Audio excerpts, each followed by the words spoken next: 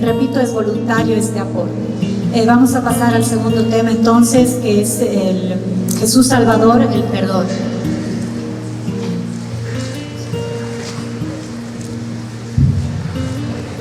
La parábola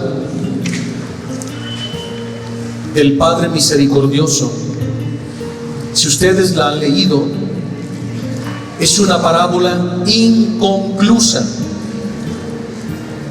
no tiene un final. ¿Habían descubierto eso?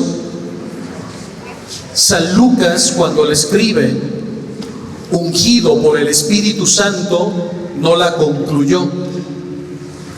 No tiene un final.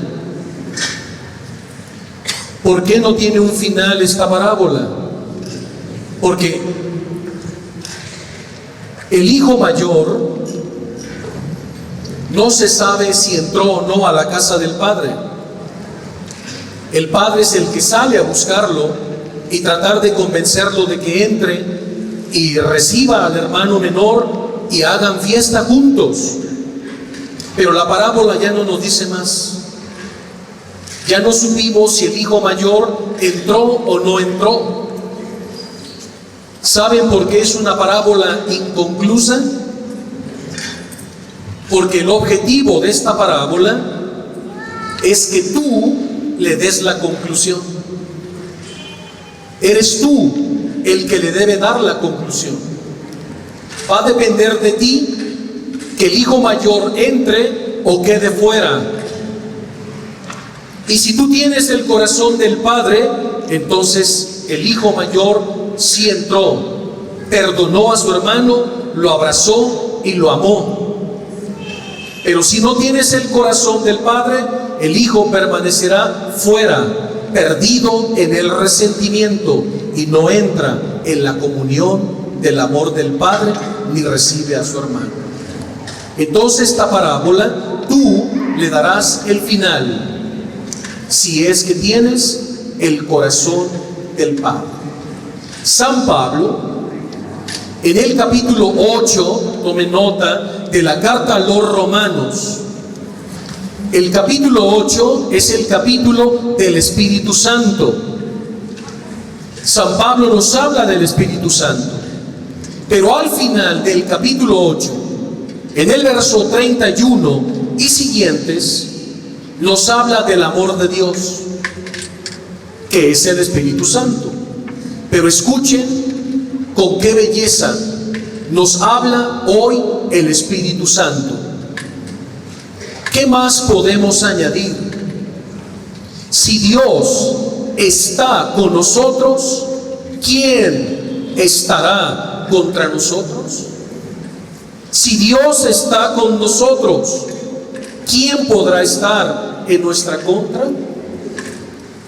El que no perdonó a su propio Hijo, antes bien lo entregó a la muerte por todos nosotros, ¿no va a darnos gratuitamente todas las demás cosas juntamente con Él?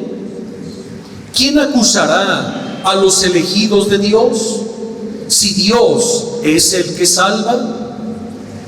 ¿Quién será el que condene si Cristo Jesús ha muerto, más aún ha resucitado y está a la derecha del Padre intercediendo por nosotros? ¿Quién? Dice el apóstol, ¿quién nos separará del amor de Cristo? ¿Acaso el sufrimiento, o la angustia, o la persecución? ¿Quién nos separará del amor de Cristo? ¿Acaso el hambre o la desnudez? ¿Quién nos separará del amor de Cristo? ¿Acaso el peligro o la violencia o la inseguridad que estamos viviendo? ¿Quién? Dice el apóstol, ¿quién podrá separarnos del amor de Cristo? Pero Dios, que nos ama, hará que salgamos victoriosos de todas las pruebas, porque estoy seguro de que ni la muerte, ni la vida, ni ángeles, ni otras fuerzas sobrenaturales, ni lo presente, ni lo futuro, ni poderes de cualquier clase, ni lo de arriba, ni lo de abajo, ni cualquier otra criatura podrán separarnos del amor de Dios manifestado en Cristo Jesús, Señor nuestro. Amén. Nadie podrá, hermanos, separarnos del amor de Dios. San Pablo ha hecho una lista larga de cuestionamientos. ¿Quién podrá apartarnos del amor de Dios? ¿La situación que estamos viviendo? No. ¿El gobierno? No. ¿Alguna ideología? No. ¿El socialismo o el comunismo o el capitalismo? No. ¿O la nueva era? Tampoco. Nadie nos puede ya arrebatar el amor de Dios, porque ha sido derramado gratuitamente por el Padre Eterno en nuestros corazones como un don. Esta es la confianza y la certeza que tenemos. Ahora, en la misma carta a los Romanos, en el capítulo 3, San Pablo nos habla de la salvación por la fe en Jesucristo. Y dice el capítulo 3, versículo 21: pero ahora, con independencia de la ley, se ha manifestado la fuerza salvadora de Dios, atestiguada por la ley y los profetas. Fuerza salvadora de Dios, que por medio de la fe en Jesucristo llegará a todos los que crean. Y no hay distinción, porque todos pecaron y todos están privados de la gloria de Dios. Solo el pecado nos puede impedir experimentar el amor de Dios. Porque el pecado es una barrera que nos separa del amor del Padre. Pero el único que puede quitar, echar abajo esa muralla de pecados es Jesucristo. Solo Jesús salva. Solo Él es el camino, la verdad y la vida. Y nadie puede llegar al Padre si no es solo por nuestro Señor y Salvador Jesucristo. ¿O acaso Buda salva? ¿Buda salva? ¿Confucio salva? ¿O Mahoma? ¿Seguros? ¿O el Che Guevara? ¿O Fidel Castro?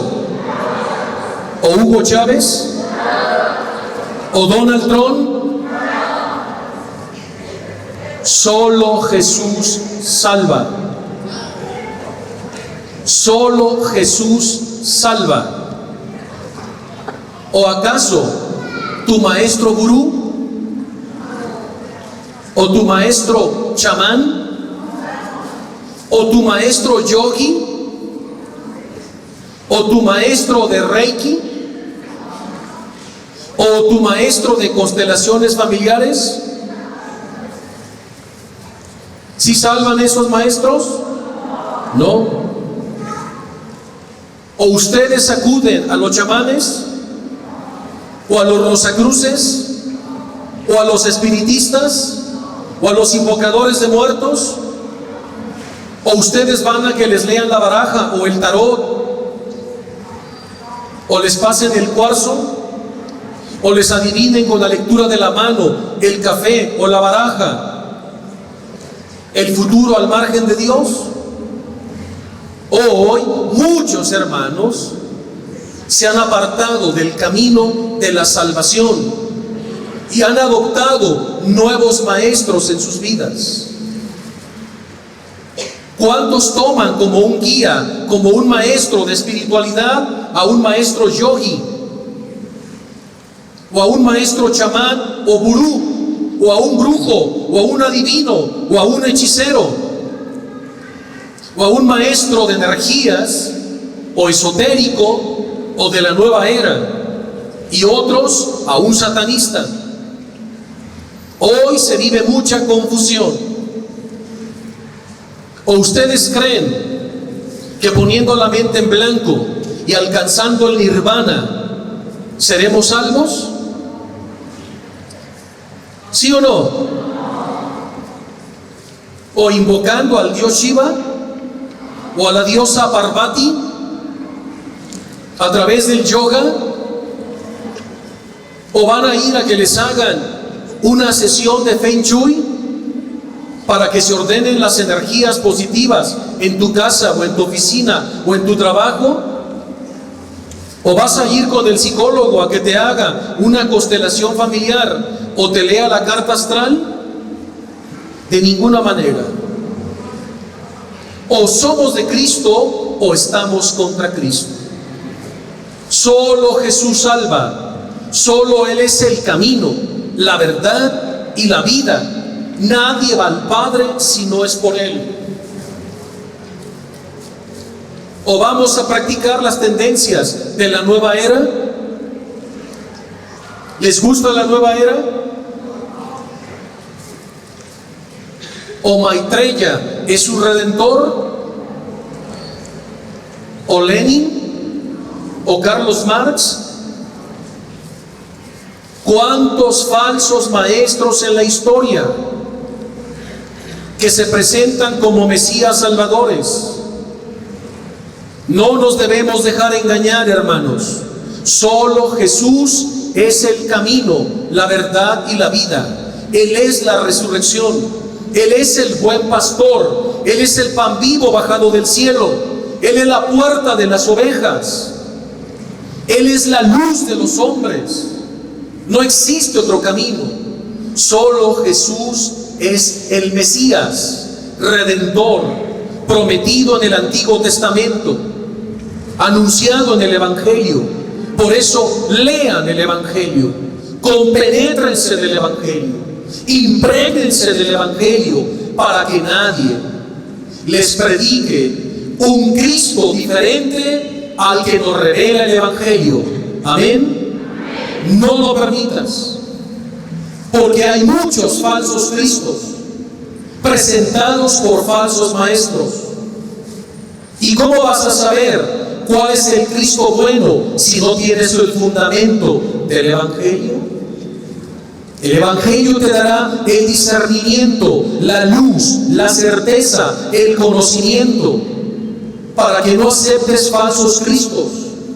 Porque en la nueva era se habla del Cristo cósmico, del Cristo de las energías. Ese no es nuestro Señor Jesús. ¿Queda esto claro? Ese no es Jesús de Nazaret, el Hijo de María, el Hijo de José, el Hijo del Padre, el Mesías Redentor, que murió en la cruz y derramó su sangre para el perdón de nuestros pecados. Solo Jesús salva. Y San Pablo lo afirma. Pero ahora Dios Padre nos salva gratuitamente por su bondad, en virtud de la redención que nos ha traído Cristo Jesús, el Señor, el Salvador, el Mesías, a quien Dios ha hecho mediante la fe en su muerte instrumento de perdón, porque solo Jesús perdona. Y Jesús, clavado en la cruz, exclamó: Padre, perdónalos, porque no saben lo que hacen. Y si Jesús, que es Dios inocente y que asume nuestro pecado para salvarnos, nos otorga el perdón desde lo alto de la cruz, ¿quién soy yo para detener el perdón a mis hermanos? Perdonar, dice el Evangelio, Mateo capítulo 7, perdonar a los que nos ofenden. Orar por los que nos injurian.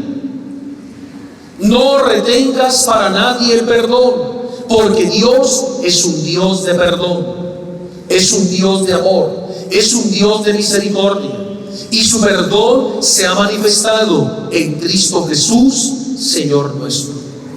Así dice San Pablo: hermanos, se ha manifestado así la fuerza salvadora, pasando por alto los pecados cometidos en el pasado, porque Dios es paciente, pero es ahora, en este momento, cuando se manifiesta la fuerza salvadora, al ser Él mismo Salvador y salvar a todo el que cree en Jesús.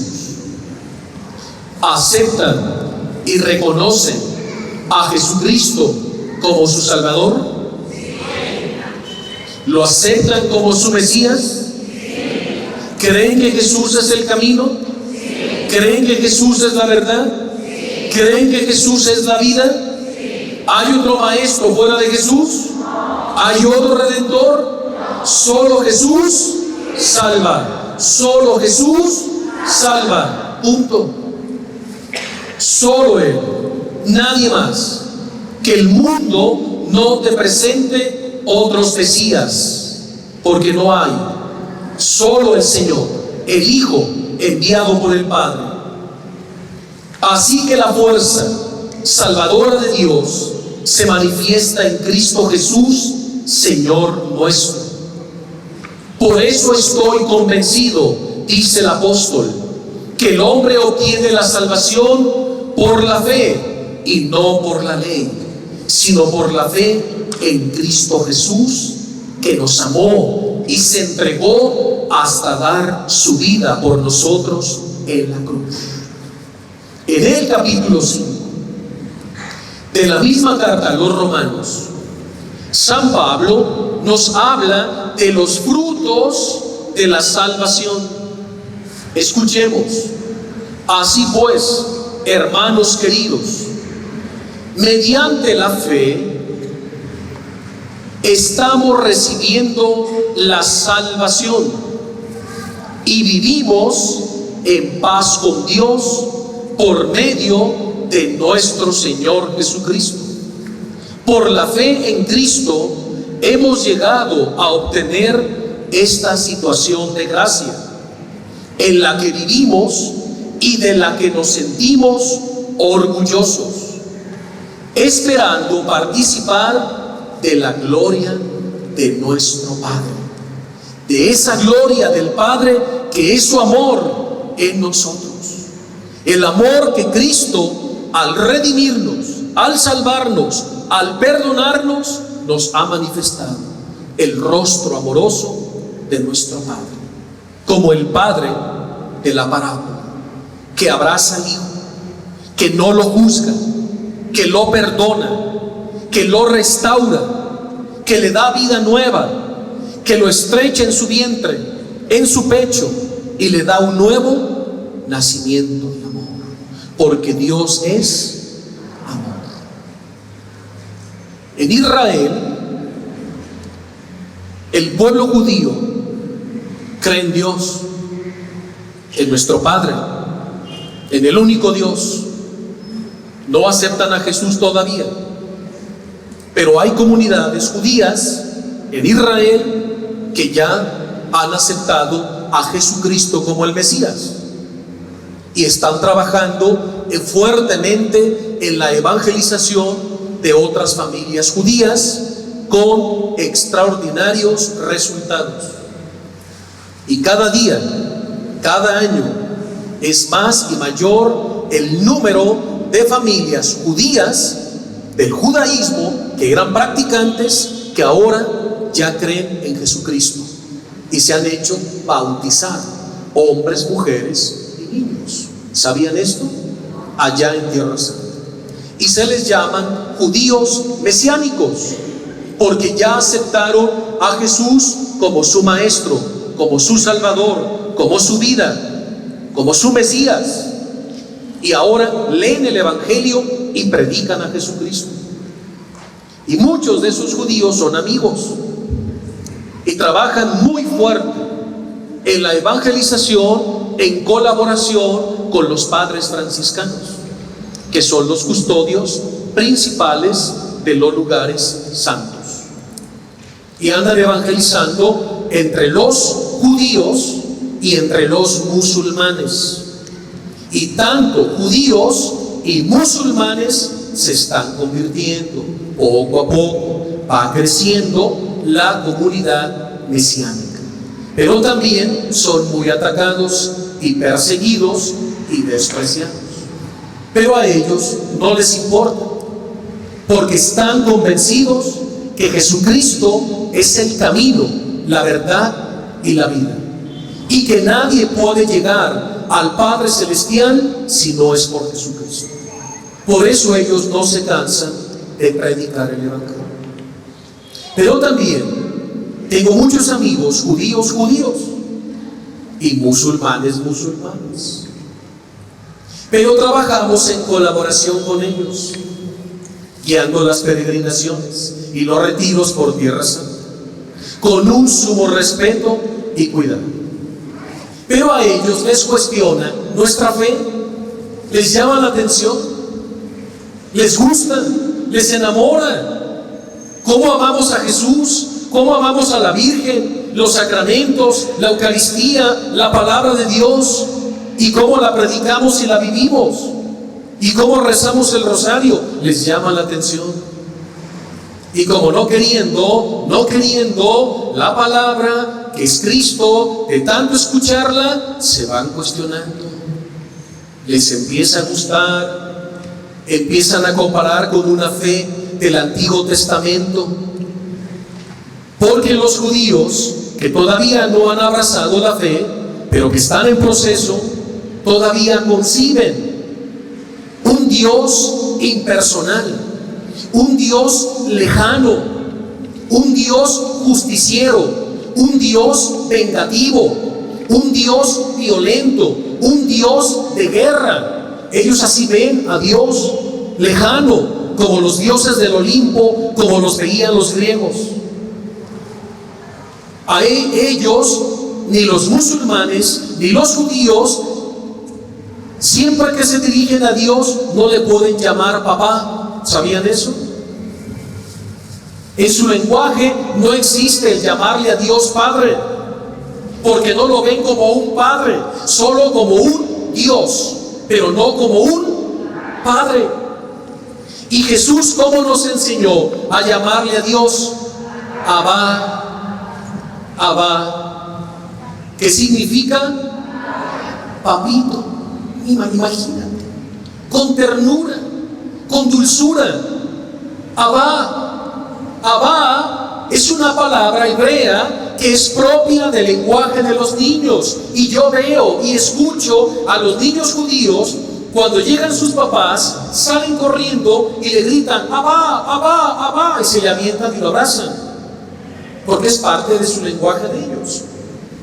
Pero hacia Dios no usan esa palabra, porque ellos no lo conciben como Padre, sino solo como un Dios lejano e impersonal, no como un papá cercano que te ama tanto, que está en ti, que vive en ti, que reina en ti, que le puedes llamar papito, Abba, como Jesús le llamaba, como Jesús nos enseñó.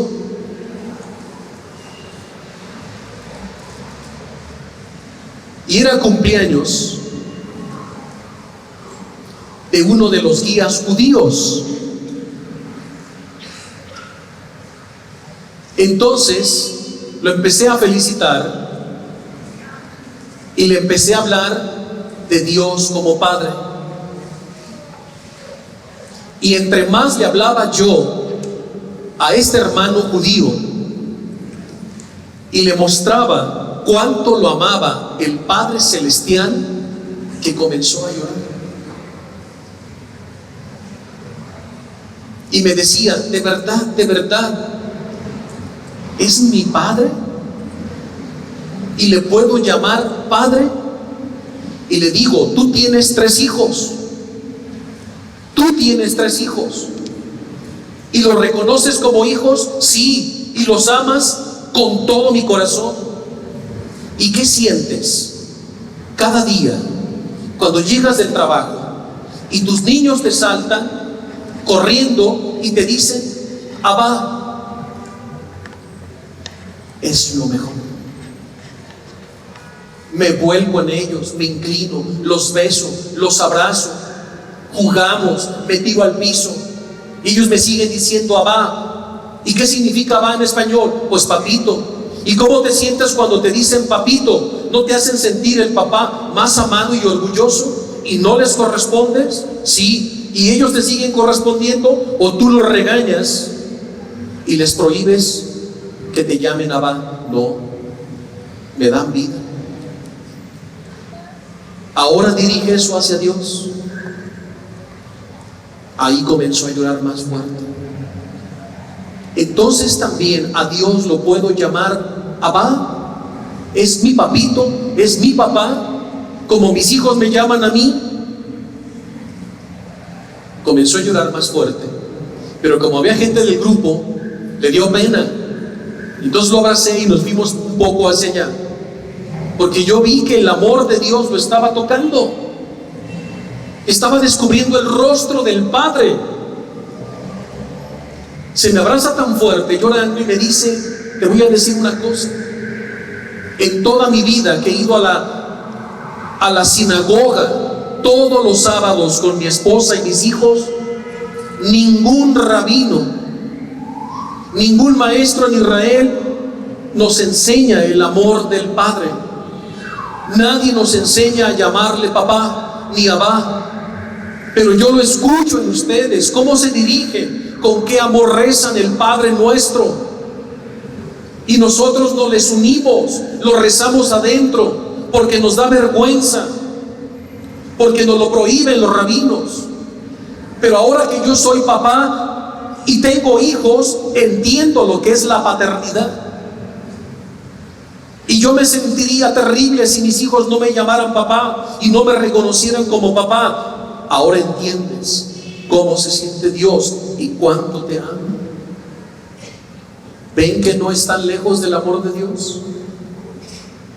Entonces tenemos que mostrar ese Padre eterno, amoroso a nuestros hermanos, y que Jesús es el único camino, verdad y vida. Y ese amor cuestiona. No se imaginan cuántas conversiones de judíos y de musulmanes jóvenes, chicos y chicas convirtiéndose a Cristo y reconociéndolo como el Mesías. Allá en Israel está el padre Gabriel y los padres franciscanos de Belén. ¿Y saben dónde es su misión de trabajo? En la Franja de Gaza. Y allá en Tierra Santa, la Franja de Gaza, es donde está permanentemente la guerra entre judíos y musulmanes. Y todo el tiempo se están matando de un lado y de otro. Y es una guerra sin sentido. A veces ni ellos mismos saben por qué pelean. Simplemente están llenos de odio. Y donde reina el odio, no puede reinar el amor de Dios. ¿Estamos de acuerdo? Entonces ellos van a la Franja de Gaza a evangelizar, a llevar el dulce nombre de Jesús. Y el padre Gabriel va al frente de esta misión. Es un sacerdote joven, entusiasta, que irradia a Cristo y que es muy valiente, porque él sabe que en cualquier momento en la Franja de Gaza puede morir. Y ese es su campo de misión. Incluso ha estado con sacerdotes llorando porque el obispo les destina a la parroquia de la Franja de Gaza, y se despiden de nosotros abrazando la imagen del niño Dios, dándonos la bendición con lágrimas en sus ojos, porque saben que van al martirio. ¿Escucharon? A coronar sus vidas con la palma del martirio. y mueren. Y muere un sacerdote y el obispo manda a otro. Y matan a ese sacerdote y el obispo manda a otro y otro y otro hasta que se conviertan. Esa es la misión de la iglesia. La iglesia en 2000 años ha sido martirial, porque la iglesia se funda en la sangre de los mártires. La iglesia se funda en la sangre de los mártires, porque la sangre de los mártires es semilla de nuevos cristianos. Lo afirma el Papa San León Magno. Por eso estos padres valientes, obedientes a su obispo, van, aunque saben que van a morir. Pero cuando llega el padre Gabriel, todo cambia, porque judíos y musulmanes se le cuadran al padre Gabriel. Todos lo quieren, todos lo aman. Mientras que a los otros sacerdotes los martirizan,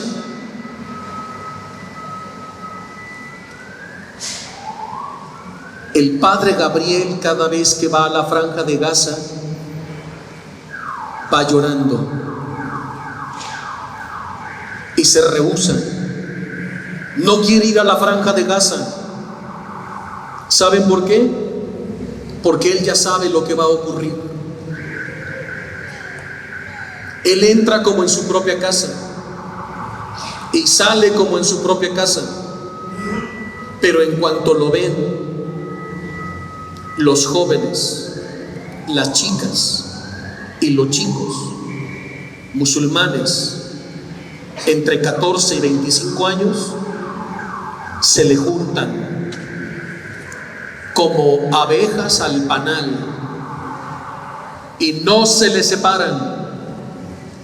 Incluso él les dice: váyanse, váyanse, no me sigan. Padre, es que usted nos transmite el amor de Dios. No, váyanse, no me sigan.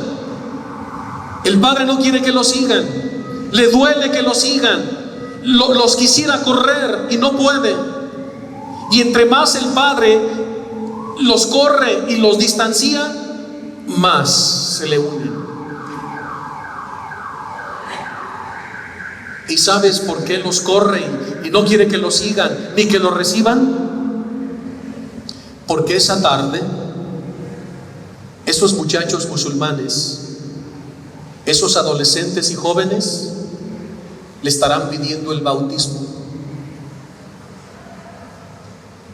Y cuando le piden el bautismo, el padre llora más y les dice: ven, ¿por qué no quería que me siguieran? ¿Para qué me están pidiendo el bautismo? Yo no quiero bautizarles, váyanse a sus casas. No. Hoy queremos dejar de ser musulmanes y queremos abrazar la fe en Cristo. Así que, Padre Gabriel, no nos separaremos de usted hasta que nos derrame 3 veces el agua bautismal en nuestras cabezas. Y por más que el padre trata de convencerles que no, ellos más insisten. ¿Y sabes por qué el padre Gabriel quiere decirles que no y no quiere bautizarles ni que lo sigan?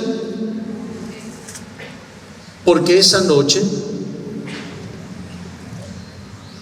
cuando esas jovencitas bautizadas y esos jovencitos bautizados regresan a sus casas, sus padres los matan a palos. Los matan a palazos. Agarran sus cuerpos y los arrojan fuera de la ciudad.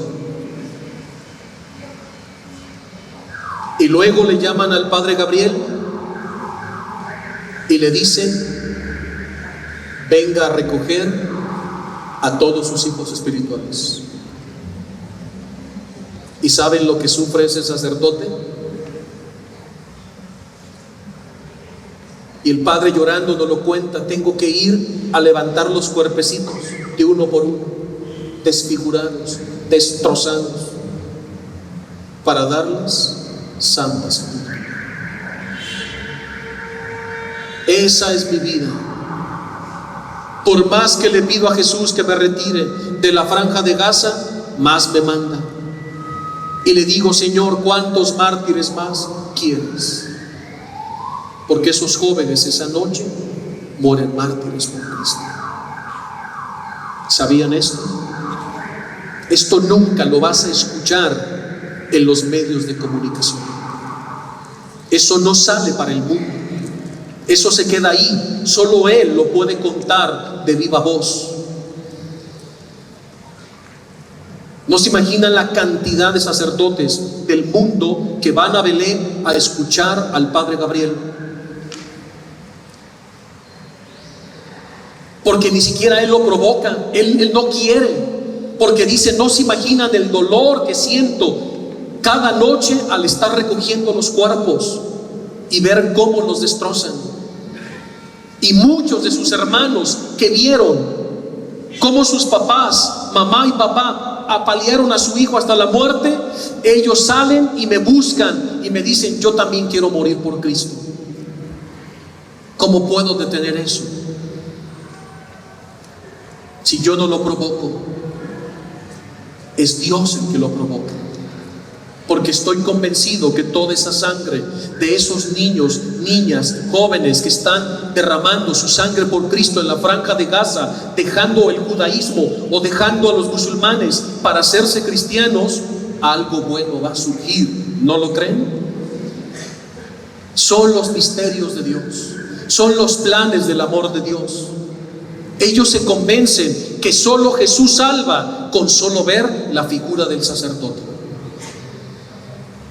En el Padre Gabriel se cumplen las palabras de San Francisco de Asís, cuando le decía a sus hermanos: vayan a evangelizar y si es necesario hablen.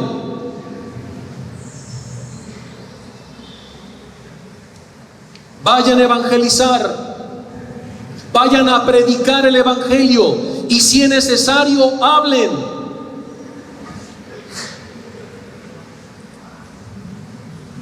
Porque si todas las almas que los miran en las plazas no ven a Cristo en ustedes, aunque abran sus bocas, no tienen nada que enseñarles. Y Francisco evangelizaba con su sola presencia, irradiaba a Cristo, transparentaba a Cristo, mostraba el amor de Cristo. Y por eso las almas se convencían con su sola presencia, con su solo obrar, con su conducta, con su proceder, mostraba el amor de Dios. Así es este sacerdote, como el Padre Pío. El mismo Jesús decía: quien ve a Pío me ve a mí, quien me ve a mí ve a Pío, porque Pío y yo somos uno. Y así era San Pablo. ¿No nos pasaba lo mismo con San Juan Pablo II? ¿Cómo se sintieron cuando vino aquí a Cochabamba? ¿No bastaba verlo y llorábamos? Sin escuchar una palabra. Todos llorábamos. Porque ¿de qué nos llenaba? Del amor de Dios. Con solo mirar al Santo Padre, al Vicario de Cristo. Y luego, claro, lo veíamos y luego escuchábamos su predicación. Nos evangelizaba 2 veces, nos daba 2 veces a Cristo por su presencia y por su palabra. Por eso quedábamos reevangelizados con Juan Pablo II, ¿sí o no? ¿Se acuerdan de su encuentro con el Papa? Yo tenía 9 años, me acuerdo, como si hubiera sido ayer. Mi mamá nos llevaba, éramos un montón de niños. Y cuando ya venía el Papa en el papamóvil, nos levantaban en hombros y pasaba el Papa así un segundo. Pasaba un segundo y todos los de esa fila, cientos, y de la otra fila, cientos y miles, pasaba el Papa un segundo y ¿qué decíamos todos? Me vio, me vio, me vio. ¿No es cierto? ¿Y no te has cuestionado? Y miró para allá, y los de allá, ¿qué? ¿Por qué también decían lo mismo? Y los de enfrente y los de atrás, me vio y me dio la bendición. ¿No sentíamos todos eso? ¿No veíamos todos eso? ¿Y cómo lo hacía? ¿Es un don? Todo mundo decía, me vio y me dio la bendición, me vio y me dio la bendición. Humanamente eso es imposible, pero Dios hace milagros en sus santos, porque para Dios nada hay imposible. Y Dios derrama su amor y su gracia. Y es de lo que ahora nos habla el apóstol.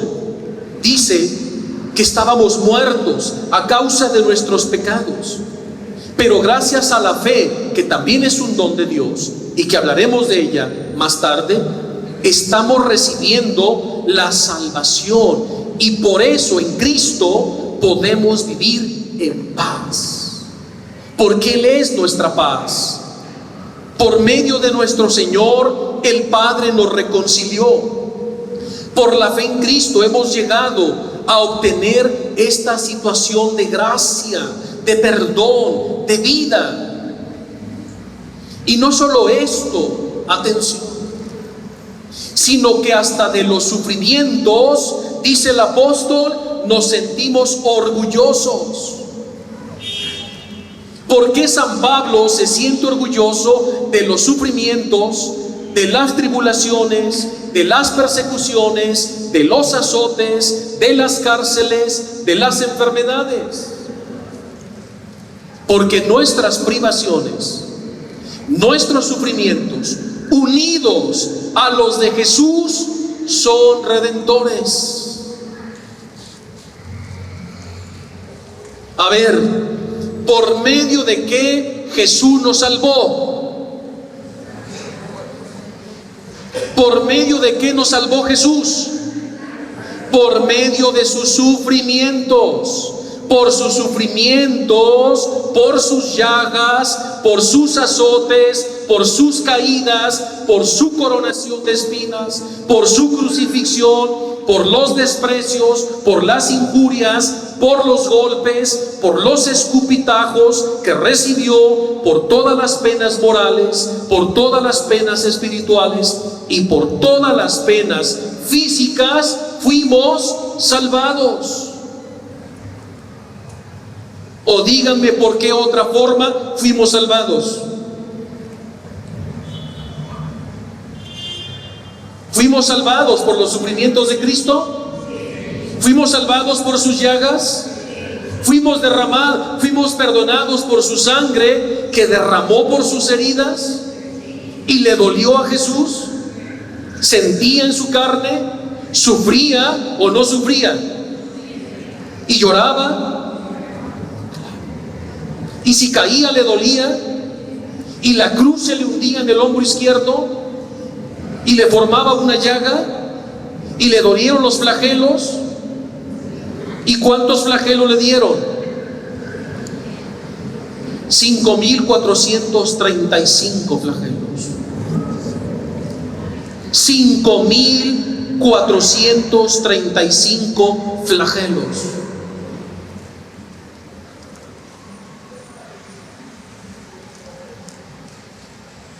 ¿Habías meditado en eso? ¿Quién puede recibir 5,435 azotes con puntas de silicio? Su cuerpo estaba descarnado hasta los huesos.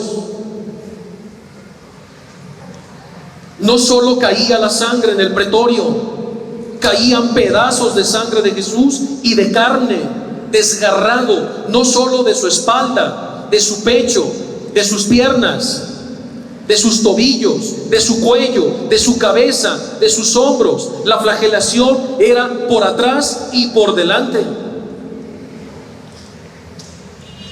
Nadie, ningún hombre podía soportar una flagelación así. Pero ¿qué era lo que lo sostenía y le daba vida? Su divinidad, su deidad, porque era Dios mismo. Solo Él nos podía salvar, perdonar y redimir. Por sus penas, por sus llagas, por sus sufrimientos, fuimos salvados. Ahora, entendiendo esto, ¿qué es el sufrimiento? ¿Ustedes han sufrido? ¿Han enfermado? Muchas veces han recibido penas morales y penas físicas. Sí. ¿Y cuáles duelen más? ¿Las físicas o las morales? Las morales, no hay comparación, las del alma. Y Cristo sufrió en su alma y en su cuerpo. En su alma y en su cuerpo. Y lo hizo por amor, se ofreció, se donó como un alma oblativa, por amor a nosotros, para perdonarnos y salvarnos. Y lo hizo voluntariamente. Ahora, ¿qué es el sufrimiento? ¿Cómo nacemos? Sufriendo. ¿Y cómo morimos? Sufriendo. ¿Cuántas cirugías no has tenido? ¿Cuántas almas no has perdido? ¿A cuántos no has sepultado? ¿A cuántos no has visto morir? ¿Cuántas veces no te has enfermado de todo tipo de enfermedades? ¿Están convencidos, mis hermanos, que el sufrimiento es parte de nuestra vida? ¿O no? ¿O aquí alguien ya no se enferma? ¿Si les da gripa todavía? ¿Y se enferman del estómago de vez en cuando? ¿Y les duele la espalda? ¿Y las piernas? ¿Y la cabeza? ¿Y cuando van con el dentista, qué tal? Terrible, ¿no? Cuando nos tienen que extraer una muela, o una cirugía, o el desprecio, o la persecución, cuando nos sentimos ignorados, o traicionados, o no tomados en cuenta, o cuando nos ofenden. ¿Quién no ha sido víctima de una injusticia? ¿A quién no le han mentido? ¿Quién no ha paladeado la amargura de la traición? ¿Sí o no? ¿Cuánto divorcio? ¿Cuánto desprecio? ¿Cuánto adulterio? ¿Cuánta infidelidad? Robos, asesinato, violencia, secuestros. ¿No está al día? Vivimos inmersos en un valle de lágrimas, en el exilio. ¿El sufrimiento es parte de nuestra vida? ¿Y te has preguntado qué es el sufrimiento? ¿Qué es el sufrimiento? Sorpréndanse. El sufrimiento es una extensión, es una prolongación de la pasión de Cristo. Donde está un alma sufriendo, está Cristo crucificado. El sufrimiento es una cruz.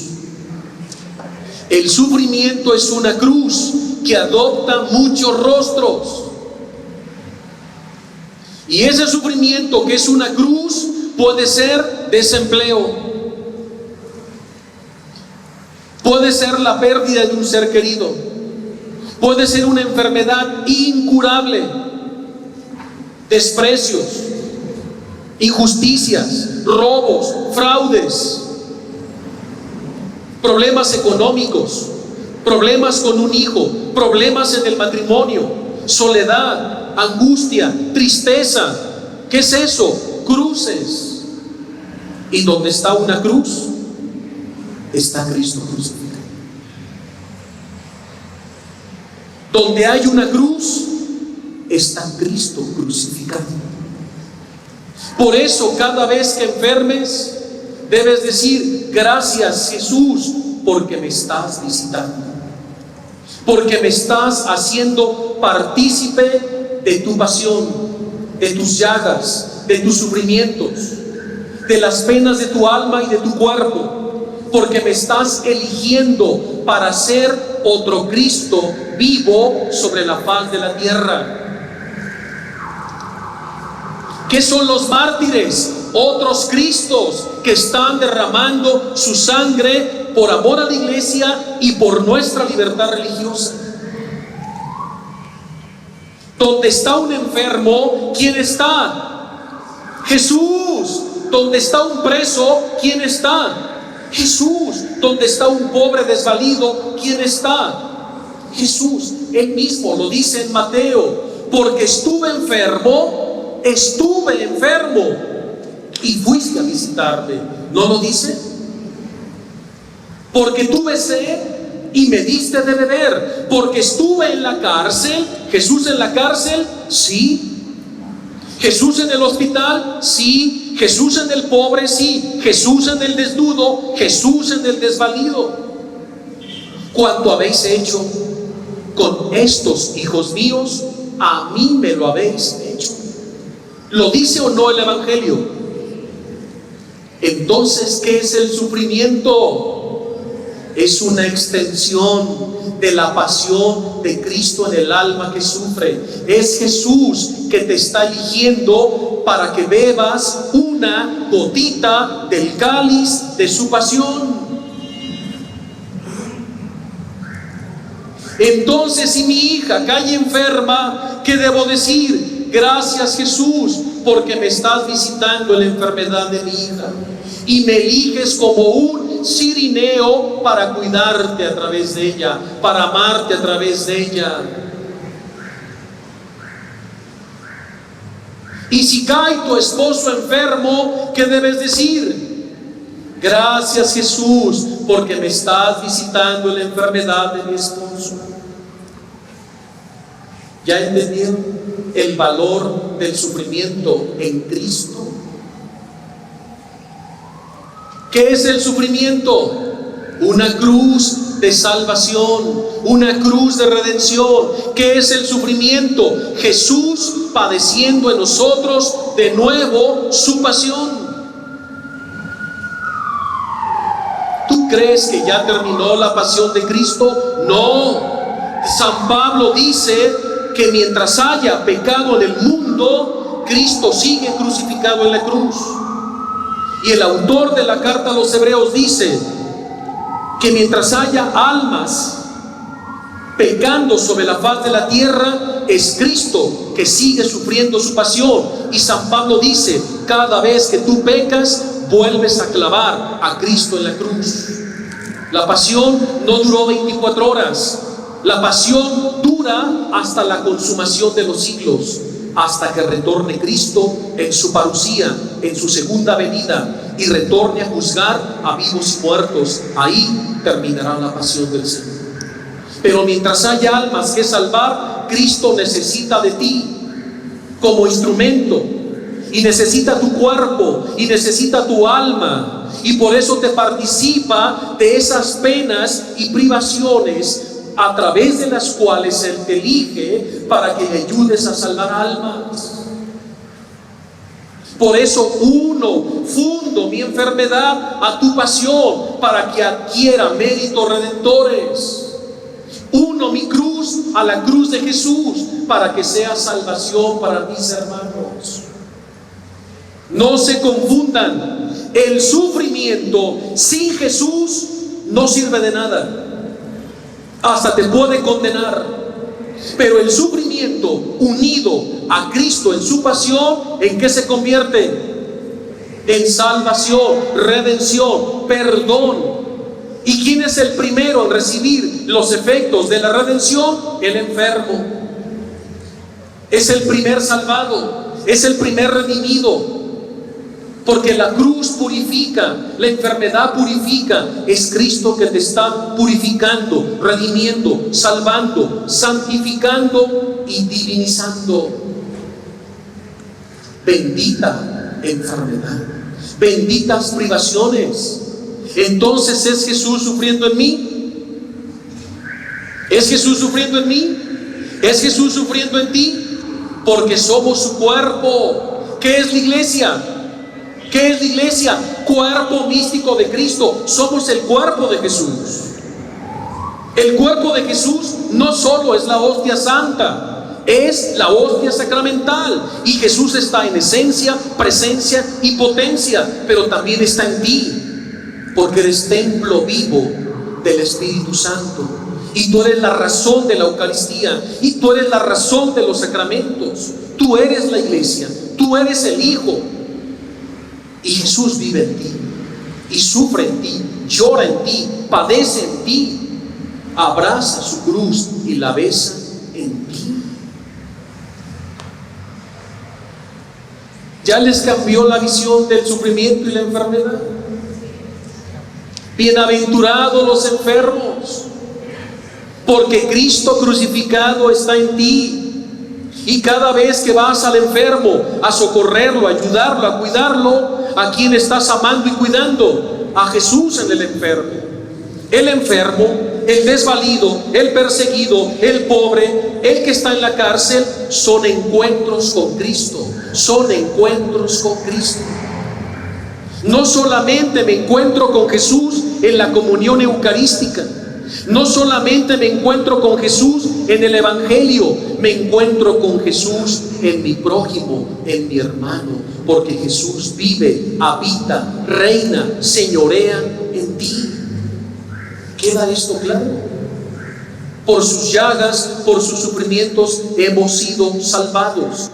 Y Jesús te elige, y tú debes decir cuando caigas enfermo: Señor, no soy digno de que me hayas elegido para venir a sufrir en mí tu pasión, pero puesto que lo has hecho, te agradezco y te pido perdón, porque no soy digno, pero hágase tu voluntad. Que esta enfermedad, unida a tu pasión, adquiera méritos redentores, y la ofrezco por la conversión de los pecadores, por la unidad de los esposos, por la unidad de las familias. ¿Queda esto claro? Nuestras enfermedades son cruces y son materia prima en las manos de Jesús.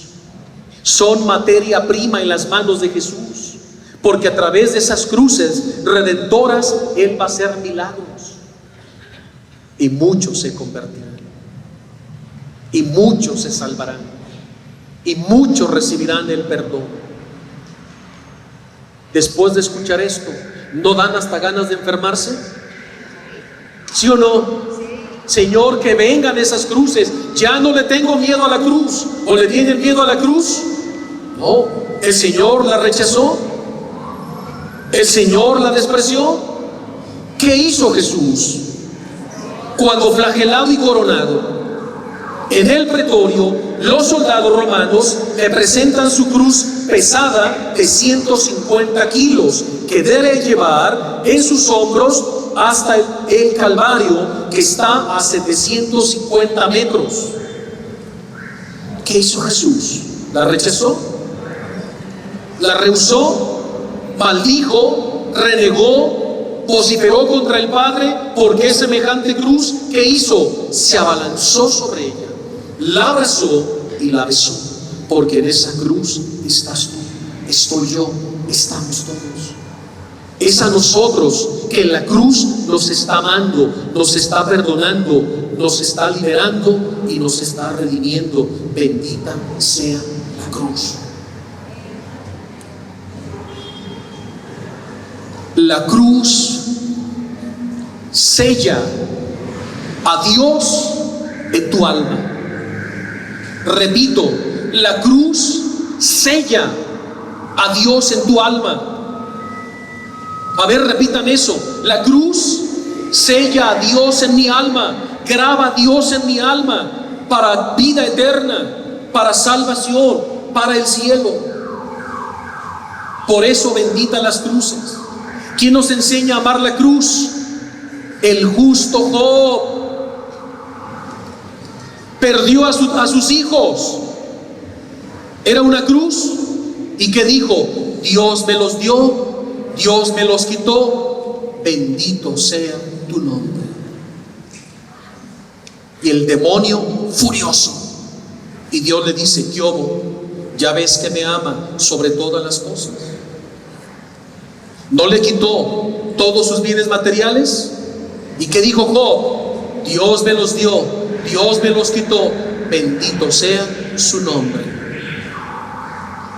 Y perdió hijos, perdió casa, tierras, ganado, todo. Y Dios le dice al demonio: ¿ves cómo Job no reniega y me ama y acepta mi voluntad y acepta cuanta cruz le mando? ¿Y qué le dijo el diablo? ¿Se acuerdan? Bueno, eso es fácil, cualquiera lo haría. Perder hijos, perder casas, casas, tierras, bienes materiales, cualquiera lo haría. ¿Es verdad? No, ¿verdad? Y Job, que ha demostrado fidelidad, amor, abraza la cruz, abraza la voluntad de Dios sin renegar, muriendo cada día a sí mismo. Entonces le dice Dios al diablo: entonces tú crees que mi hijo Job me ama por sus hijos y por los bienes materiales. Sí, pero ya se los quitaste y viste que se mantiene fiel. Bueno, es que a él no lo has tocado. Tócalo a él en su carne y verás cómo te va a maldecir. ¿Tú crees que mi hijo Job, si le mandamos una enfermedad, va a renegar y me va a maldecir? Sí. Lo dejo en tus manos. ¿Y cómo amaneció Job aquel día?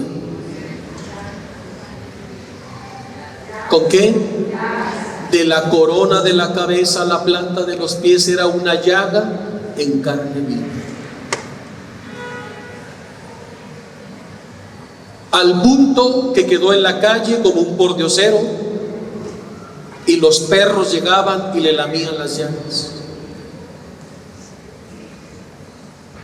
¿Y qué dijo Job? ¿Qué dijo Job? Dios me dio la salud, Dios me la quitó, bendito sea su nombre. Y el diablo, furioso,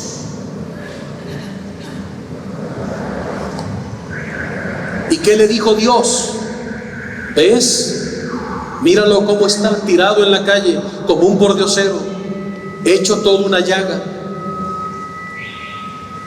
y no me ha maldecido. ¿Y se acuerdan qué le dijo el diablo? Bueno, eso es fácil. Perder hijos, perder casas, perder tierras, perder la salud, cualquiera lo hace. Sí, sí. Ya lo tocamos a él y no ha renegado, no ha maldecido. No, bueno, es una enfermedad, como sea se pasa. ¿Te parece poco? Sí. ¿Qué propones? La prueba final. Job atravesó 4 pruebas. Pero ¿para qué se las digo si ustedes ya se las saben? 4 pruebas, 4 escalones. Pasó la prueba de la pérdida de las cosas materiales. Pasó la prueba de la pérdida de sus seres queridos. Pasó la prueba de la pérdida de su salud. Y viene la 4ª prueba de fuego. ¿Y cuál es esa? La pérdida de Dios mismo. Sentir y creer que has perdido a Dios.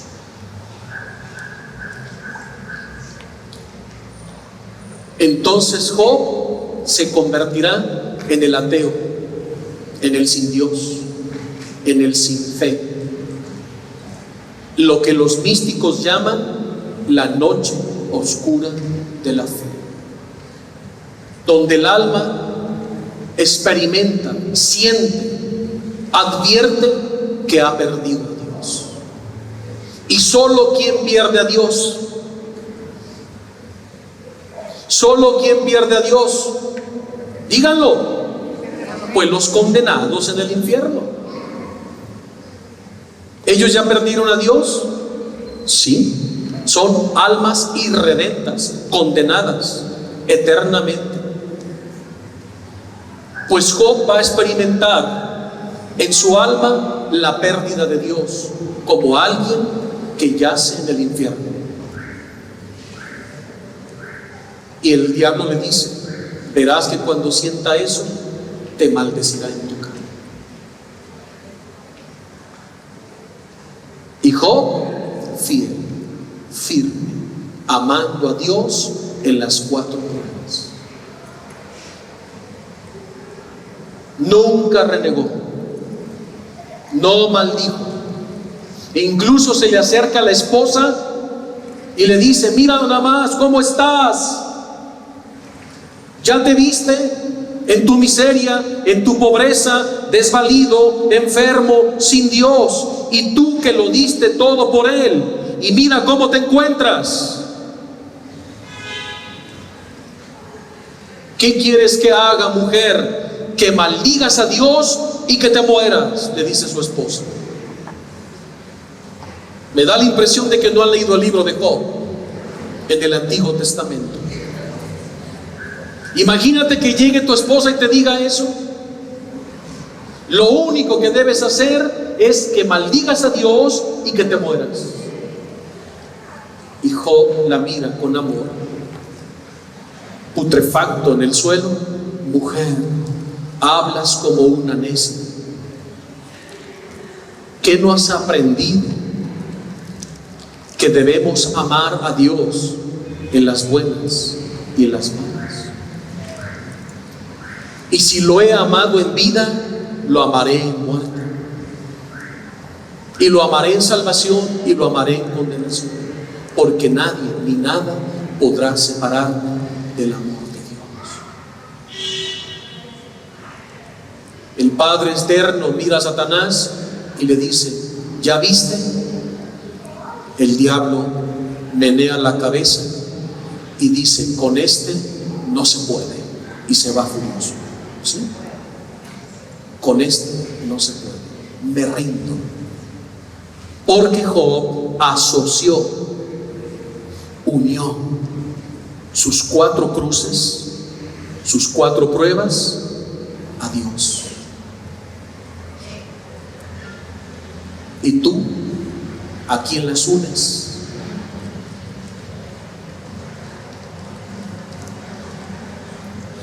Y ya conocemos el desenlace de la vida de Job. Le devolvió más de lo que tenía y lo hizo el hombre más próspero y rico de todo el Medio Oriente. Y le devolvió hijos, cantidad de ganado, tierras, casas, todo. Dios lo recompensó y lo restituyó como a ningún hombre en la antigüedad. Así de grande es el amor de Dios.